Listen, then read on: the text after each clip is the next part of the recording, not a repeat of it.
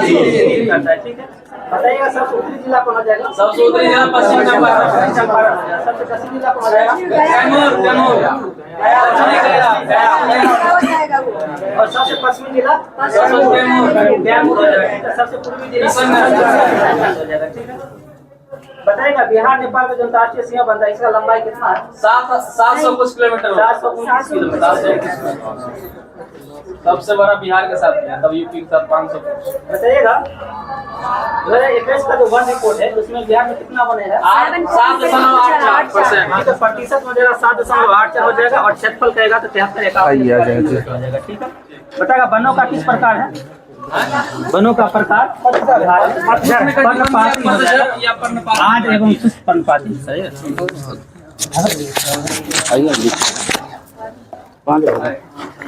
कुछ करवा देते हैं। ठीक है, तो करवाएं क्या हुआ रोशन जी, कोई दिक्कत? अच्छा ठीक है, आ जाइए यहाँ पे, आ जाइए इस बीच में बैठिए। आप ठीक है, आ जाइए, कोई दिक्कत। आप आ जाइए यहाँ, आ जाइए तो इस बीच में आ जाइए। ठीक है, इधर देखना तो ज्यादा पड़ेगा अभी रोशन जी, टेंशन नहीं लीजिए आप। सतपुरा की सबसे ऊंची चोटी बताइए कौन सी? ठीक है, धूपगढ़ी हो जाएगा। दक्कन का पठार स्थित है कहाँ है, किस राज्य में? महाराष्ट्र में हो जाएगा। सही, आगे बताना है। धारवाड़ का पठार स्थित है कहाँ? कर्नाटक में हो जाएगा धारवाड़। सही, आगे बताना है आपको। बाबा बुदन की जो है पहाड़ी ये कहाँ है? ये भी कर्नाटक है। ब्रह्मगिरी की पहाड़ी कहाँ स्थित है? कर्नाटक ही हो जाएगा ब्रह्मगिरी भी। ठीक है, आगे बताना नीलगिरी की पहाड़ी कहाँ स्थित है? तमिलनाडु में है। और नीलगिरी की सर्वोच्च चोटी टोटा बेटा हो जाएगा। और दक्षिण भारत की सर्वोच्च चोटी कौन सी हो जाएगी? अनायमुदी हो जाएगी। सही, आगे बताना है आपको। ठीक है, दक्षिण भारत की दूसरी सबसे ऊंची चोटी की बात करें तब जाके टोटा बेटा हो जाएगा। ठीक है, आगे बताना है। कोरोमंडल तट जो है ये किससे किसको जोड़ता है? कोरोमंडल तट जो है ये कन्याकुमारी से लेके जो है कृष्णा डेल्टा तक के तट को जो है कोरोमंडल का तट कहा जाता है। और सेट में भी आएंगे तो वो भी सही है। आगे आपको बताना गोलकुंडा तट कहाँ से कहाँ तक के तट को बोला जाता है? आंध्र प्रदेश से लेके उड़ीसा तक के तट को। ठीक है, सुन लीजिए। कृष्णा डेल्टा से लेकर जो है आपको गोदावरी डेल्टा तक के तट को जो है गोलकुंडा तट बोलते हैं। और उत्तरी सरकार तट बताइएगा। ऐसे उड़ीसा के जो है समुद्री तट को जो है यानी उत्तरी सरकार तट बोला जाता है। और ऐसे गोदावरी डेल्टा से लेकर उत्तरी तटीय भाग तक के तट को जो है क्या बोला जाता है? उत्तरी सरकार तट।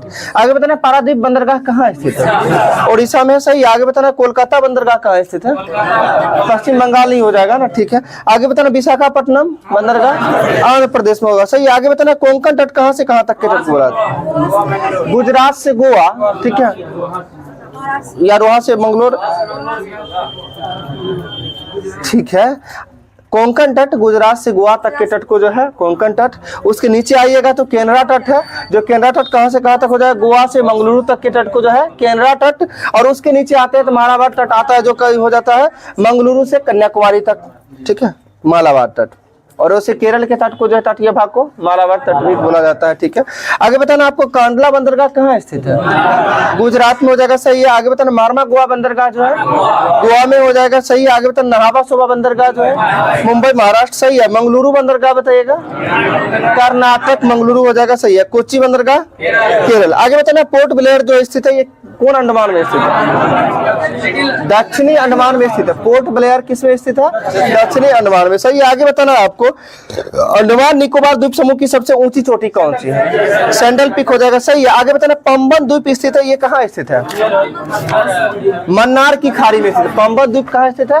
मन्नार की खाड़ी में स्थित है। सही, आगे बताना है अलकनंदा एवं भागीरथी का संगम क्या कहलाता है? देव प्रयाग कहलाता है। अलकनंदा एवं भागीरथी का संगम जो है देव प्रयाग। सही है, आगे बताना आपको देव प्रयाग के बाद अलकनंदा। सुन लीजिए, भागीरथी अलकनंदा देव प्रयाग हो जाएगा। रुद्र की बात करते हैं अलकनंदा मंदाकिनी रुद्र प्रयाग हो जाएगा। क्या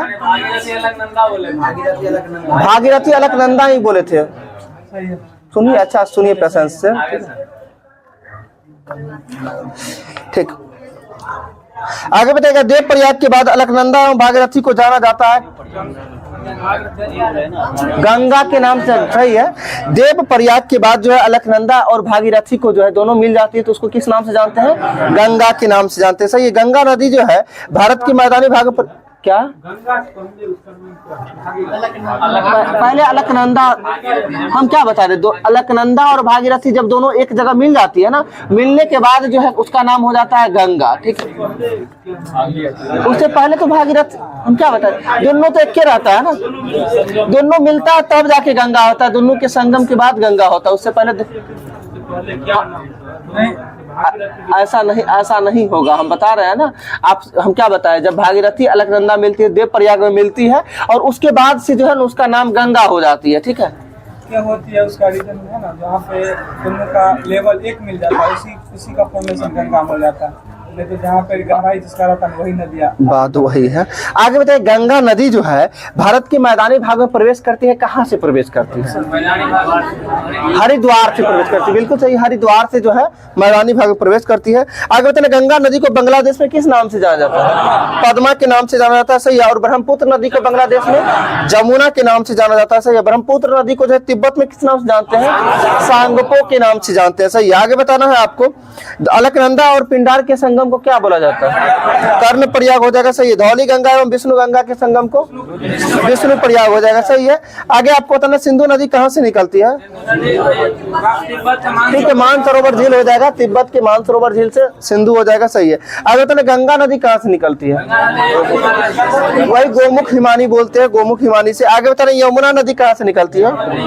यमुनोत्री हिमानी हो जाएगा, सही है। आगे बताना, कोसी नदी कहाँ से निकलती है? गोसाईनाथ पहाड़ी से, ठीक है, गोसाईनाथ हो जाएगा। आगे बताना, नर्मदा नदी कहाँ से निकलती है? अमरकंटक, ठीक है। आगे बताना, ब्रह्मपुत्र नदी, ये भी मानसरोवर तिब्बत हो जाएगा, सही है। और उसका जो है चेम इंगडुंग पहाड़ी से जो है निकलती है, ठीक है। आगे बताना, महानदी कहाँ से निकलती है? ये सिहावा के पास पड़ता है, छत्तीसगढ़, छत्तीसगढ़ सिहावा के पास से निकलती है। आगे बताना, कृष्णा नदी कहाँ से निकलती है? महाबलेश्वर, सही है। कृष्णा नदी कहाँ से? महाबलेश्वर पहाड़ी से। आगे आपको बताना है, गोदावरी नदी कहाँ से निकलती है? अमरकंटक के पास ही पड़ता है, ठीक है, जो कि छत्तीसगढ़ में पड़ता है, और छत्तीसगढ़ का जो है सिहावा के पास से, सिहावा श्रेणी से जो है निकलती है, ठीक है।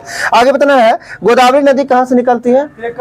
ये त्रियंबक पहाड़ी से निकलती है, त्रियंबक पहाड़ी से निकलती है, सही। आगे बताना है, कावेरी नदी कहाँ से निकलती है? ये ब्रह्मगिरी, कर्नाटक के ब्रह्मगिरी पहाड़ी से जो है, हाँ, कर्नाटक ब्रह्मगिरी पहाड़ी, अभी थोड़ा देर पहले भी बताए थे, ठीक है, वहां से निकलती है। आगे बताना, भवानी नदी जो है किस नदी की सहायक नदी है? बिल्कुल सही है, भवानी नदी जो है कावेरी की सहायक नदी है, सही है। आगे आपको बताना, सबरी किसकी सहायक नदी है? सबरी जो है गोदावरी की सहायक नदी है, सबरी किसका हो जाएगा? गोदावरी की सहायक नदी हो जाएगी, सही है। आगे बताना, बेनगंगा किसकी सहायक नदी है? गोदावरी का ही हो जाएगा। पेनगंगा, वेनगंगा ये सब किसका हो जाएगा? गोदावरी का। मंजीरा किसकी सहायक नदी है?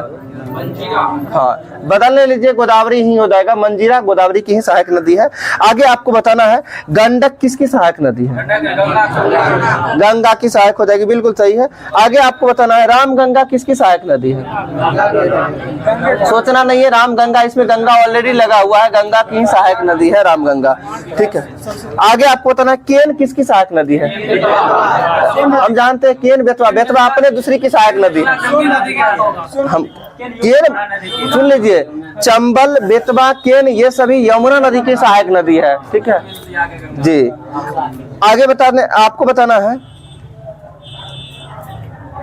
ब्यास किसकी सहायक नदी है? सिंधु नदी की सहायक नदी है, ठीक है। सतलज, सुन लीजिए, सतलज, चिनाब, रावी, ब्यास, झेलम ये सभी सिंधु नदी की सहायक नदी है, ठीक है। सतलज, चिनाब, रावी, ब्यास और झेलम ये सभी किसका है? सिंधु नदी का सहायक नदी है। आगे आपको बताना है, भारत की सबसे बड़ी तटीय झील कौन सी है? चिल्का झील ही हो जाएगा, सही। आगे बताना, भारत में सबसे खारे पानी की झील कौन सी है? भारत में सबसे खारे पानी की झील जो हो जाएगी, ये आपको चिल्का झील हो जाएगी, ठीक है। और खारे पानी की सबसे बड़ी झील की यदि हम बात करेंगे तब जाके सांबर झील होगा। ये क्वेश्चन 64 शीट पर सबसे बड़ी झील हम बताते हैं, भारत में सबसे खारे पानी की झील कौन सी है? चिल्का होगा, ठीक है। बड़ा में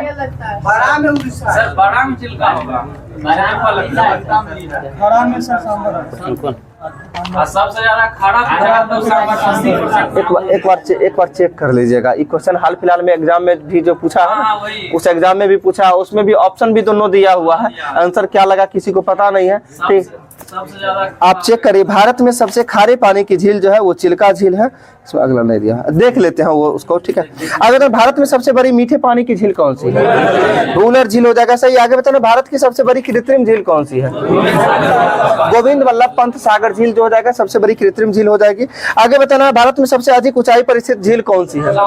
चोलामो झील। ये किस राज्य में है? सिक्किम में हो जाएगा सही। आगे बताना भारत में ज्वालामुखी उद्गार द्वारा निर्मित झील कौन सी है? लोनार झील हो जाएगा। और लोनार झील किस राज्य में है? महाराष्ट्र में हो जाएगा सही। आगे बताना है खारे पानी की सबसे बड़ी झील चिल्का झील है। सीधा खड़ा रहता है। सबसे अधिक लवणीय वाला झील तब जाके हो जाएगा सांभर झील।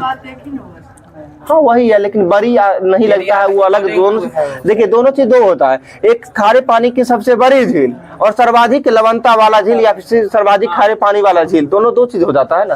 बड़ी मतलब कहने का था, बड़ी का मतलब क्या है? झील की लंबा यानी आकार में बड़ा होता है, और सीधे कहने का मतलब 500 मीटर का ही है और उसका लवणता सबसे अधिक है, तो वही सबसे अधिक हो जाएगा। और 1000 मीटर का भी है, उसका लवणता कम है, तो वो तो होगा ही ना। ठीक, खारे पानी की सबसे बड़ी झील जो हो जाएगी चिल्का झील हो जाएगी। ठीक है, और सीधे अगर बोला जाए तो सबसे अधिक लवणीय वाला झील तो सांभर झील राजस्थान हो जाएगा। ठीक है, आगे होता है बेम्बनाड झील कहाँ स्थित है? केरल में हो जाएगा सही। लोकटक झील मणिपुर में हो जाएगा सही है। और लोकटक झील के अंतर्गत जो है एक तैरता हुआ राष्ट्रीय उद्यान किबुल लामजाओ राष्ट्रीय उद्यान, ये क्वेश्चन भी पूछा हुआ था। आगे आपको बताना है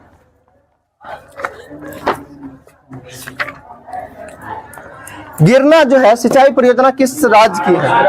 महाराष्ट्र में है। ठीक है, महाराष्ट्र में है सही। आगे बताना पंबा सिंचाई परियोजना किस राज्य में है? केरल में हो जाएगा पंबा सिंचाई परियोजना केरल में। ठीक है, आगे बताना आपको भारत में राष्ट्रीय जल संसाधन परिषद का गठन कब किया गया था? 1983 में। कब किया गया था? 1983 में किया गया था सही। आगे आपको बताना है देश में पहला लौह इस्पात कारखाना कहाँ स्थापित किया गया था? ठीक है, ये पश्चिम बंगाल में किया गया था। देश में, हाँ उल्टी सही है, देश में पहला लौह इस्पात कारखाना जो है 1874 में पश्चिम बंगाल में स्थापित किया गया था। आगे आपको पता है भिलाई इस्पात संयंत्र का स्थापना कब हुआ था? 1955 में हुआ था। किस देश की सहायता से हुआ था? रूस की सहायता से हुआ था सही। आगे आपको बताना है राउरकेला इस्पात संयंत्र का स्थापना कब हुआ था? 1959 देता है, 1959 में हुआ था। किस देश की सहायता से? जर्मनी के सहयोग से हो जाएगा राउरकेला। और आगे बताना बोकारो स्टील प्लांट की स्थापना 1964 में, और बोकारो जो है तीसरी पंचवर्षीय योजना के दौरान हुआ था। और बोकारो किस देश की सहायता से? रूस की सहायता से हुआ था। भिलाई वाला जो बोल रहे हैं दूसरी पंचवर्षीय योजना, भिलाई दूसरी हो जाएगा ना। 55 में कैसे होगा?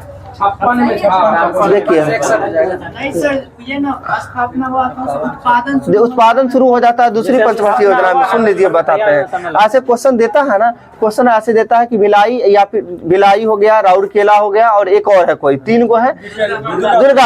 दुर्गापुर इस्पात संयंत्र का स्थापना दोनों का ये तीनों का देता है दूसरी पंचवर्षीय योजना में। ठीक है, इसवी अगर बोल देता है भिलाई का इसवी 1955 देता है, लेकिन उत्पादन शुरू करता है 56 में, इसलिए दूसरी पंचवर्षीय योजना। राउरकेला इस्पात संयंत्र का स्थापना 1959 में होता है। किस देश के सहयोग से होता है? जर्मनी के सहयोग से। दुर्गापुर इस्पात किसका? राउरकेला ठीक था, 59 में है। बोकारो रूस, ये तीसरी पंचवर्षीय योजना। बोकारो रूस तीसरी पंचवर्षीय योजना। ठीक है, एक ही या तीसरा है बोकारो रूस तीसरी पंचवर्षीय योजना। ठीक है, जो कि 1964 में। आगे बताना स्टील अथॉरिटी ऑफ इंडिया का स्थापना कब हुआ था? 1974 में। स्टील अथॉरिटी ऑफ इंडिया का स्थापना 1974 में। आगे बताना भारत में एल्युमिनियम का पहला कारखाना स्थापित किया गया था कब? 1937 में। भारत में एल्युमिनियम का पहला कारखाना कब स्थापित किया गया था? 1937 में। आगे बताना सूती वस्त्रों की राजधानी के रूप में किसे जाना जाता है? मुंबई को जाना जाता है। भारत का प्रवेश द्वार के रूप में किसे जाना जाता है? मुंबई को ही जाना जाता है। ठीक है, गेटवे ऑफ इंडिया मुंबई में ही, भारत का प्रवेश द्वार वही मुंबई में ही बनाया गया। आगे आपको बताना है गोल्डन फाइबर के नाम से किसे जाना जाता है? जूट को जाना जाता है गोल्डन फाइबर के रूप में, जूट को। आगे बताना है आपको भारतीय जूट निगम की स्थापना कब हुआ था? 1971 में। भारतीय जूट निगम की स्थापना 1971 में।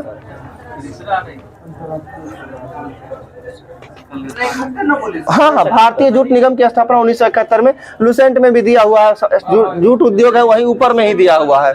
क्या अंतरराष्ट्रीय हुआ था। नहीं कह सकते। 84 रिसरा 84 रिसरा ना कथी 84 अंतर्राष्ट्रीय जूट निगम 86 84 एक 86 ठीक है। अंतर्राष्ट्रीय जूट निगम 1984 ठीक है। अब बताना एसोसिएटेड सीमेंट कंपनी यानी जिसे शॉर्ट में एसीसी बोला जाता है, एसीसी का स्थापना 1936 में ठीक है। आगे बताना मध्य प्रदेश का नेपा नगर किसके लिए फेमस है? ठीक है, कागज उद्योग के लिए फेमस है ठीक है। आगे आपको बताना भारतीय उर्वरक निगम का स्थापना कब हुआ था? 1951 में, बिल्कुल सही। भारतीय उर्वरक निगम की स्थापना 1951 में। आगे आपको बताना कुटीर उद्योग बोर्ड का स्थापना कब हुआ था? 1948 सही है। कुटीर उद्योग बोर्ड का स्थापना 1948 में। केंद्रीय सिल्क बोर्ड का स्थापना कब हुआ था? 1949 में सही है। भारतीय हथकरघा बोर्ड का स्थापना 1950। भारतीय हथकरघा बोर्ड का स्थापना 1950। अखिल भारतीय खादी एवं जो है ग्राम उद्योग का स्थापना 1954 हो जाएगा सही है। लघु उद्योग बोर्ड का स्थापना 1954 ही हो जाएगा। एक बार फिर से सुन लीजिएगा, कुटीर जो है उद्योग बोर्ड का स्थापना 48, केंद्रीय सिल्क बोर्ड का स्थापना 49, भारतीय हथकरघा बोर्ड का स्थापना 50, अखिल भारतीय खादी एवं ग्राम उद्योग बोर्ड का स्थापना 54 और लघु उद्योग बोर्ड का स्थापना 1954 ही हो जाएगा। अब बताना भारत का सबसे लंबा राष्ट्रीय राजमार्ग कौन सा है? NH 44 हो जाएगा सही है। आगे बताना है भारत का सबसे छोटा राष्ट्रीय राजमार्ग कौन सा है? 47 का ए ठीक है। एक और देता है 47A और 118 का ए दोनों देता है ठीक है। आगे आपको बताना स्वर्णिम चतुर्भुज योजना के अंतर्गत राष्ट्रीय राजमार्ग की लंबाई कितना है? सही जा रहे हैं 5846 5846 ठीक है। 5846 किलोमीटर हो जाएगा। स्वर्णिम चतुर्भुज योजना के अंतर्गत जो है राष्ट्रीय राजमार्ग की लंबाई 5846 किलोमीटर हो जाएगी। और स्वर्णिम चतुर्भुज 4 महानगरों को जोड़ने का काम करती है, जो कौन कौन हो जाएगा? दिल्ली, कोलकाता, मुंबई, चेन्नई ठीक है। आगे आपको बताना भारतमाला परियोजना का संबंध किससे? ठीक है, भारतमाला परियोजना का संबंध सड़क निर्माण से हो जाएगा सही है। सागरमाला परियोजना का संबंध बताइएगा। ये बंदरगाह निर्माण से हो जाएगा ठीक है। बंदरगाह ठीक, बंदरगाह के विकास से है ठीक है सागरमाला परियोजना। आगे आपको बताना है, यही सागरमाला या भारतमाला पूछा था 2446 वाला SI में मेंस में बीपीएससी में हाँ 67वीं बीपीएससी में पूछा था। 67 में 66 में नहीं दिए थे, 67 में ही दिए थे। आगे बताना है हम्बर घाटी जो है किस देश में है? कनाडा में हो जाएगा। हम्बर घाटी जो है कनाडा में है। मृतक घाटी बताइए कहाँ है? हम जानते हैं इसको इंग्लिश में बोलेंगे, सब लोग बोल दीजिएगा। डेथ वैली कहाँ है? कैलिफोर्निया में है डेथ वैली, उसी को हिंदी में बोलते हैं मृतक घाटी ठीक है, जो कैलिफोर्निया हो जाएगा। लोयर घाटी कहाँ स्थित है? फ्रांस में हो जाएगा ठीक है। लोयर घाटी फ्रांस में। आगे बताना है पंजशीर घाटी कहाँ स्थित है? अफगानिस्तान में हो जाएगा सही है। आगे बताना आपको चितवन घाटी कहाँ स्थित है? नेपाल में हो जाएगा सही है। टेलर घाटी कहाँ स्थित है? टेलर घाटी अंटार्कटिका ठीक है। आगे बताना मरखा घाटी कहाँ स्थित है? ये भारत में है। मरखा लद्दाख। पीन घाटी कहाँ स्थित है? हिमाचल प्रदेश हो जाएगा सही है। सांगला घाटी कहाँ स्थित है? हिमाचल प्रदेश में ही स्थित है। नीलांग घाटी कहाँ स्थित है? उत्तराखंड में स्थित है। नीलांग घाटी उत्तराखंड में। जुकू घाटी कहाँ स्थित है? नागालैंड में है। जुकू घाटी नागालैंड में है। ठीक है, जुकू घाटी भी नागालैंड में ही है ठीक है। एक बार फिर से सुन लीजिए, मरखा घाटी हो जाएगा लद्दाख, पीन घाटी और सांगला घाटी हिमाचल प्रदेश, नीलांग घाटी उत्तराखंड और जुकू घाटी कहाँ हो जाएगा? नागालैंड हो जाएगा। गंगा की लंबाई बताइएगा भारत में। 2525 किलोमीटर हो जाएगा। गंगा की बिहार में लंबाई कितनी है? 445 किलोमीटर हो जाएगा सही है। गोदावरी की लंबाई बताइएगा। 1465 किलोमीटर हो जाएगा। आगे आपको बताना नर्मदा की लंबाई 1312 हो जाएगा। नर्मदा की लंबाई कितना हो जाएगा? 1312 किलोमीटर हो जाएगा। आगे महानदी की लंबाई 851 किलोमीटर और आगे कावेरी की लंबाई बताएगा 800 किलोमीटर हो जाएगा कावेरी। ये देखिए होता है कि इसको ऑर्डर में सजाने के काम आता है कि बड़ा से छोटा कर में करना होता।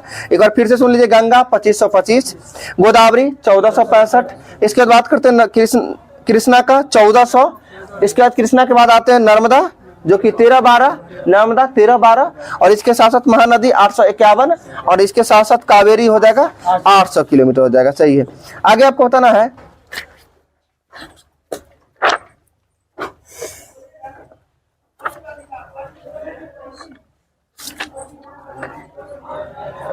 चलिए, मंगल पांडे को फांसी कब दिया गया था? 8 अप्रैल 1857। कब दिया गया था?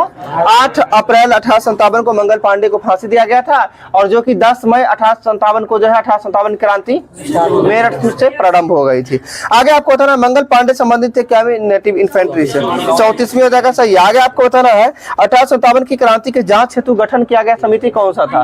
पील कमीशन। 1857 की क्रांति से संबंधित जांच आयोग पील कमीशन हो जाएगा सही है। आगे आपको बताना है 1857 की क्रांति के समय भारत का वायसराय कौन था? लॉर्ड कैनिंग, यानी उस समय गवर्नर जनरल नहीं थे, ठीक है, जो कि लॉर्ड कैनिंग हो जाएंगे। 1857 के पहले सुनिए, 1857 की क्रांति के समय गवर्नर जनरल नहीं था। 18 उसके बाद ना 1858 के बाद ना वायसराय बना है। 1858 के बाद वायसराय बना है, इसीलिए उस समय 1857 की क्रांति के समय गवर्नर जनरल ही बोलेंगे, जो कि कौन हो जाएंगे? लॉर्ड कैनिंग ही हो जाएंगे, जो कि 1856 से लेके 1862 तक इनका कार्यकाल रहता है। 62 तक कार्यकाल रहता है, और 1858 के अधिनियम के तहत जो है इनका क्या कर दिया जाता है? वायसराय कर दिया जाता है। आगे आपको बताना, 1857 की क्रांति के समय ब्रिटेन का प्रधानमंत्री कौन था? लॉर्ड पामस्टन हो जाएगा। कौन हो जाएगा? लॉर्ड पामस्टन हो जाएगा सही है। आगे आपको बताना, बिहार में 1857 क्रांति का नेतृत्व किसने किया था? वीर कुंवर सिंह के द्वारा किया गया था, वीर कुंवर सिंह। आगे बताना, कानपुर में 1857 की क्रांति का नेतृत्व किनके द्वारा किया गया था? नाना साहब और तात्या टोपे हो जाएगा सही। आगे आपको बताना है, यह क्रांति भारत का प्रथम स्वतंत्रता संग्राम था, यह किनका कथन था? वीडी सावरकर का था। बताइए, यह पूर्णतः सिपाही विद्रोह था, किनके द्वारा? यह पूर्णतः सिपाही विद्रोह था, तो इसका हो जाएगा सर जॉन लॉरेंस एवं सीले। ठीक है, पूर्णतः सिपाही विद्रोह था, लॉरेंस एवं सीले हो जाएंगे। और आगे बताइए, यह बर्बरता तथा सभ्यता के बीच का युद्ध था, टी.आर. होम्स हो जाएगा सही है। और यह धर्मांधों तथा ईसाइयों के बीच का युद्ध था, L.E.R. रीज हो जाएंगे सही है। आगे आपको बताना है, यह अंग्रेजों के विरुद्ध हिंदू एवं मुसलमानों का षड्यंत्र था, यह किसके द्वारा कहा गया था? तो आउटरम एवं W. टेलर के द्वारा कहा गया था। यह अंग्रेजों के विरुद्ध जो है हिंदू एवं मुसलमानों का षड्यंत्र था। आगे बताना, यह एक राष्ट्रीय विद्रोह था, किसका कथन था? ये जो है डिजरायली का कथन हो जाएगा सही है। आगे आपको बताना है, दिल्ली से जो है 1857 क्रांति के नायक कौन थे? बहादुर शाह जफर थे, और वहां का सैन्य नेतृत्व कौन कर रहा था? वक्त खां कर रहा था सही है। आगे आपको बताना है, बंकिम चंद्र चटर्जी द्वारा जो है सन्यासी विद्रोह का उल्लेख किस पुस्तक में किया गया? आनंद मठ में किया गया सही। आगे बताना, ब्रिटिश हाउस ऑफ कॉमन्स का चुनाव जीतने वाले पहले भारतीय कौन थे? दादा भाई नौरोजी थे।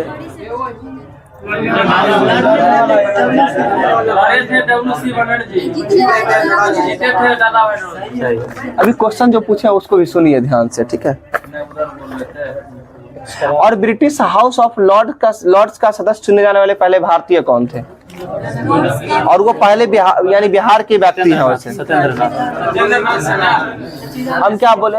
सच्चिदानंद सिन्हा, बिल्कुल सही है। सच्चिदानंद सिन्हा थे ब्रिटिश हाउस ऑफ लॉर्ड्स के सदस्य चुने जाने वाले पहले व्यक्ति थे, सच्चिदानंद सिन्हा, जो कि बिहार के ही थे। और सच्चिदानंद सिन्हा जो है संविधान सभा के अस्थायी अध्यक्ष के रूप में किन्हें चुना गया था? डॉक्टर सच्चिदानंद सिन्हा को ही चुना गया था, जो कि कब, किस तिथि को? पहली बैठक 9 दिसंबर 1946 को। आगे आपको बताना है, भारतीय सुधार समिति का स्थापना कब किया गया था? 1887 में किया गया था। किनके द्वारा किया गया था? दादा भाई नौरोजी के द्वारा ही किया गया था सही है। आगे आपको बताना है, पहली बार जो है स्वराज की मांग प्रस्तुत की गई थी कब? 1906 कलकत्ता अधिवेशन, जिसकी अध्यक्षता दादा भाई नौरोजी के द्वारा ही किया गया था। स्वराज शब्द का सुनिए, पहले सुन लीजिए अच्छा से।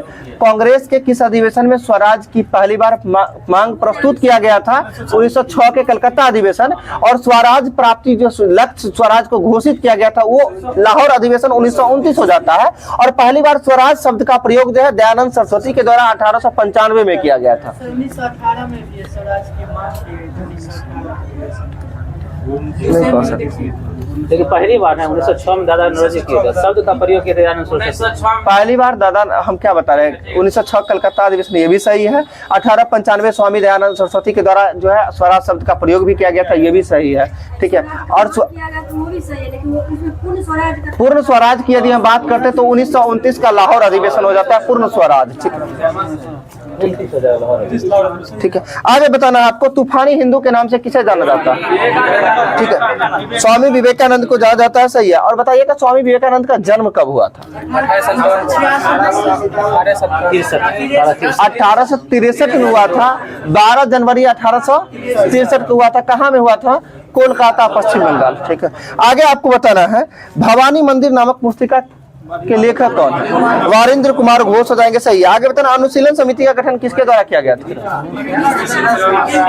पी मित्रा हो जाएगा, सही है। आगे आपको बताना अभिनव भारत नामक संस्था का गठन किसके द्वारा? पीडी सावरकर के द्वारा। कब?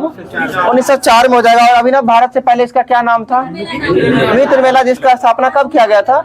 1899 में किया गया था। मित्र मेला संगठन का स्थापना कब? 1899। आगे आपको बताना बाल गंगाधर तिलक को भारतीय अशांति का जनक किसके द्वारा कहा गया? वैलेंटाइन सिरॉल के द्वारा कहा गया था, सही। आगे बताना इंडियन होम रूल सोसाइटी की स्थापना कब किया गया था? पहले अच्छा से सुनिए, Indian home rule league society की स्थापना जो है कब किया गया?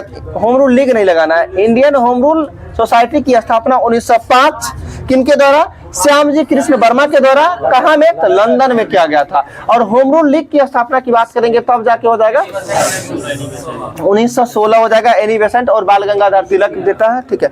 आगे आपको बताना है बंगाल विभाजन के विरोध में स्वदेशी आंदोलन कब प्रारंभ हुआ था? 7 अगस्त 1905 को जो है बंगाल विभाजन के विरुद्ध जो है स्वदेशी आंदोलन प्रारंभ हो गया था। आगे आपको बताना है जो है बंगाल विभाजन प्रभावी कब हुआ था? 16 अक्टूबर 1905 को। बंगाल विभाजन प्रभावी कब हुआ था? 16 अक्टूबर 1905 को। और बंगाल विभाजन की घोषणा कब हुई थी? 19 या 20 जुलाई 1905 को जो है बंगाल विभाजन की घोषणा हुई थी। आगे आपको बताना है मुस्लिम लीग का प्रथम अधिवेशन कब हुआ था? देखिए अधिवेशन हुआ था 1908 हो जाएगा। मुस्लिम लीग का प्रथम अधिवेशन 1908 अमृतसर में। अमृतसर में 1908 से पहले सर लाहौर में हुआ था। अमृतसर से लाहौर पहले ढाका। बताते हैं, सुनिए। 6 में देखिए स्थापना हुआ था। 1906 में स्थापना हुआ। 7 में इसका प्रथम अधिवेशन जो हुआ कहाँ में? लाहौर में कि ढाका? लाहौर। सुनिए मुस्लिम नहीं, कांग्रेस का अधिवेशन थोड़ी बोल रहे हैं, मुस्लिम लीग का बोल रहे हैं, ठीक है। मुस्लिम लीग का अधिवेशन की बात कर रहे हैं तो मुस्लिम लीग का स्थापना जो हुआ था कहाँ में हुआ था? ढाका में। मुस्लिम लीग का स्थापना सलीमुल्लाह के द्वारा जो है, संस्थापक सलीमुल्लाह और अध्यक्षता आगा खां। अध्यक्षता आगा खां, संस्थापक सलीमुल्लाह हो जाएगा। और 1907 का अधिवेशन जो था ये लाहौर नहीं है, देखिए आप लाहौर में है, कन्फर्म? हमको नहीं लगता है, इसी में होगा। काठमांडू होना चाहिए या फिर काठमांडू। नहीं, ढाका में स्थापना कोई पड़ोसी देश में ही हुआ है, लेकिन अच्छा कोई बात नहीं, एक बार देख लीजिए। मुस्लिम लीग का पहला अधिवेशन जो है कहाँ हुआ था, चेक कर लीजिएगा।